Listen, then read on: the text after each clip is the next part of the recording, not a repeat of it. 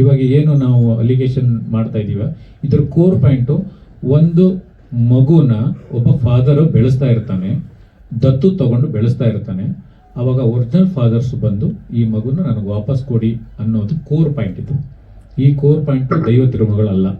ಈ core point Kudala Sangama ನಾವು ಮಾಡ್ಕೊಂಡಿರೋ ಕತೆ ಮತ್ತು ಲವ್ ಮಾಕ್ಟೆಲ್ 3 ಇವೆರಡರದ್ದು ಕೋರ್ ಪಾಯಿಂಟ್. ಆತ್ಮ ಎರಡು ಒಂದೇ, ಡೆಕೋರೇಷನ್ ಬೇರೆ ಬೇರೆ ಇದೆ. ಮತ್ತೆ ಅದನ್ನ ಹೇಳ್ತೀನಿ, ಮತ್ತೆ ಅವರು ಬೆಳಿಗ್ಗೆ ಅದನ್ನ ಹೇಳಿದ್ರು, ಸೀನು ಬೇರೆ ಇದೆ, ಲೊಕೇಶನ್ ಬೇರೆ ಇದೆ, ಕ್ಯಾರೆಕ್ಟರ್ ಬೇರೆ, ಡೈಲಾಗ್.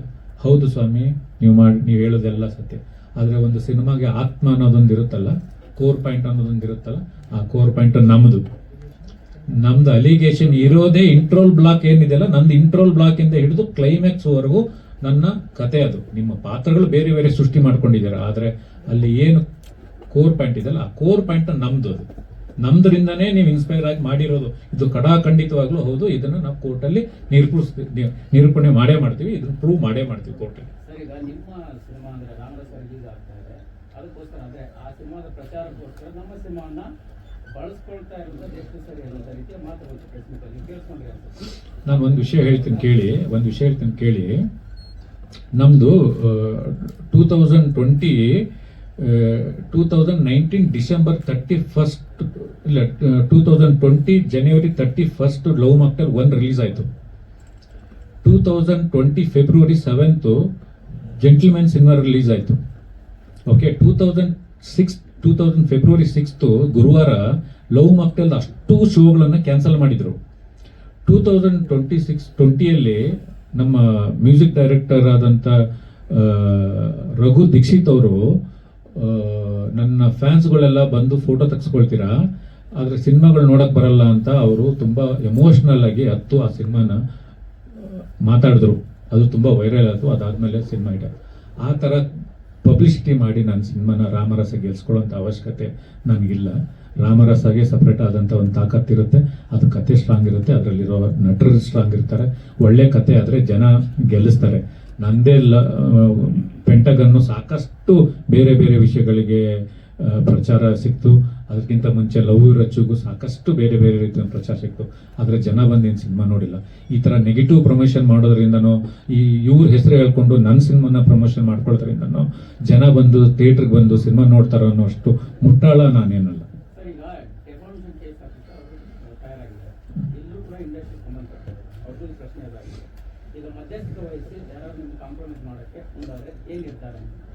ನೋಡಿ, ನಾನು ಅವರಿಗೆ ವಾಯ್ಸ್ ಮೆಸೇಜ್ ಕಳಿಸಿದ್ದೀನಿ. ಆ ವಾಯ್ಸ್ ಮೆಸೇಜ್ ಸಾಧ್ಯ ಆದರೆ ಅವರಿಂದನೇ ನೀವು ತರಿಸ್ಕೊಳ್ಳಿ. ನಾನು ಅವರಿಗೆ ದುಡ್ಡು ಡಿಮ್ಯಾಂಡ್ ಮಾಡಿಲ್ಲ, ಬೇರೆ ಏನನ್ನೂ ಡಿಮ್ಯಾಂಡ್ ಮಾಡಿಲ್ಲ. ನಾನು ಕೇಳ್ತಾ ಇರೋದು, ಕತೆ ನಮ್ಮಿಂದ ಇನ್ಸ್ಪೈರ್ ಆಗಿದೆ, ಅದಕ್ಕೇನು ಕೊಡಬೇಕು ಅದನ್ನು ಕೊಟ್ಬಿಡಿ, ಅಷ್ಟೇ ನಾನು ಕೇಳಿದ್ದು. ಅದನ್ನು ಚೇಂಬರಲ್ಲಿ ಡಿಸೈಡ್ ಮಾಡಿಬಿಟ್ಟು ಅದಕ್ಕೆ ಸಮರ್ಥವಾದಂಥ ಒಂದು ಅವರು ಕೇಳಿದ್ರೆ, ನಮಗೂ ಸ್ಯಾಟಿಸ್ಫೈ ಆದರೆ ನಾವು ಹಾಕ್ತೀವಿ, ನಮಗೇನಿಲ್ಲ. ಅವ್ರು ಕೇಸ್ ಹಾಕ್ತೀನಿ ಅಂತ ಓಡಾಡ್ತಾ ಇರೋದು.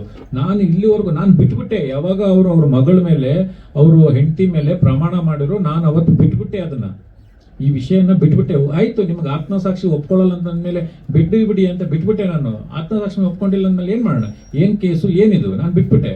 ಅದಾದ್ಮೇಲೆ ಒಬ್ಬ ರೈಟರ್ ಆಗಿ ಅವ್ರ ಫೇಸ್ಬುಕ್ ಅಲ್ಲಿ, ಮತ್ತು ಅವ್ರು ಬರೆದಿರೋ ಉದ್ದೇಶ ಒಂದೇ ಇದೆ. ಆ ಫೇಸ್ಬುಕ್ ಅಲ್ಲಿ ನೀವೆಲ್ಲರೂ ಓದಿದಾರೆ ಅನ್ಸುತ್ತೆ.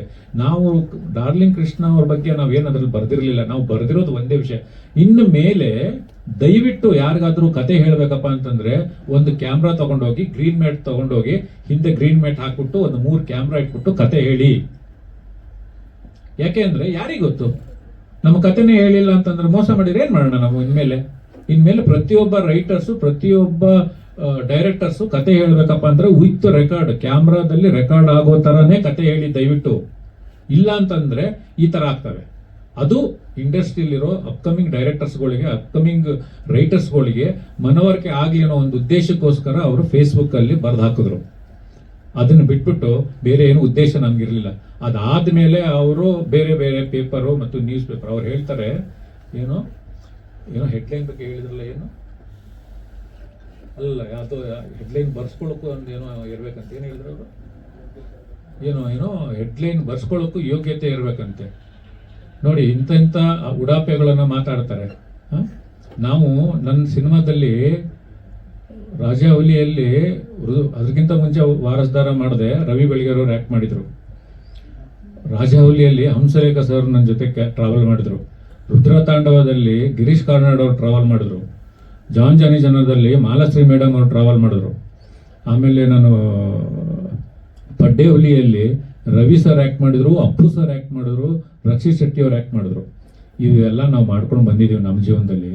ಅವರ ಸಿನಿಮಾ ಲವ್ ಮಾಕ್ಟೆಲ್ಲು ಎಲ್ಲಿಂದ ಫಸ್ಟ್ ಪಾರ್ಟ್ ಇನ್ಸ್ಪೈರ್ ಆದರು ಅಂತ ನನಗೆ ಆ ಸಿನಿಮಾ ನೋಡ್ಕೊಂಡು ಬರಬೇಕಾದ್ರೆ ಫೋನ್ ಮಾಡಿ ಹೇಳಿದ್ರು.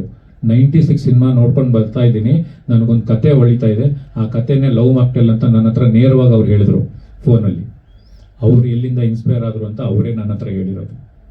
ಇವತ್ತು ನಮ್ಮ ಕಥೆಯನ್ನು ಕೂತ್ಕೊಂಡು 4 ವರ್ಷ ಶ್ರಮ ಹಾಕಿ ಬರೀತೀವಿ ಅಂತ ಅವ್ರು ಹೇಳ್ತಾ ಇದ್ದಾರೆ. ರೈಟರ್ಸ್ ಬಗ್ಗೆ ಕೀಳಾಗಿ legendary writers, legendary directors remake ಮಾಡಿರೋ ಹಿಸ್ಟ್ರಿ ನಮ್ಮಲ್ಲಿ ತುಂಬ ಇದೆ. ನಾವು ರಿಮೇಕ್ ಮಾಡಿದ್ವಿ ಅಂತ ಅಂದ ತಕ್ಷಣವೇ ಡೈರೆಕ್ಟರ್ಸ್ ಅಲ್ಲ, ರೈಟರ್ಸ್ ಅಲ್ಲ ಅನ್ನೋದು ಅದಲ್ಲ. ಅದಾದಮೇಲೆ ಇನ್ನು ತುಂಬ ನೋವಿನ ಸಂಗತಿ ಏನಂತಂದರೆ, ಅವರು ಮನೆಗೆ ಯಾರನ್ನ ಸೇರಿಸ್ಬೇಕು ಅನ್ನೋದು ತುಂಬ ತುಂಬ ಬೇಜಾರಾಗಿದೆ. ಇದು ವಾಪಸ್ ರಿಟರ್ನು. ನಾನು ಅವತ್ತು ಅವ್ರಿಗೆ ಫೋನ್ ಮಾಡಿ ಹೇಳಿದೆ, ಕರ್ಮ ಅನ್ನೋದು ವಾಪಸ್ ಬಂದೇ ಬರುತ್ತೆ ರೀ. ನಿಮ್ದು ತಪ್ಪೋ ನಂದು ತಪ್ಪೋ, ಕರ್ಮ ಅನ್ನೋದು ವಾಪಸ್ ಬರುತ್ತೆ. ನೀವು ತಪ್ಪು ಮಾಡಿದರೆ ನಿಮಗೆ ಬರುತ್ತೆ, ನಾನು ತಪ್ಪು ಮಾಡಿದರೆ ನನಗೆ ಬರುತ್ತೆ ಕರ್ಮ. ನೀವೆಲ್ಲರೂ ಸಾಕ್ಷಿಯಾಗೇ ಇರ್ತೀರ ಇಲ್ಲೇ.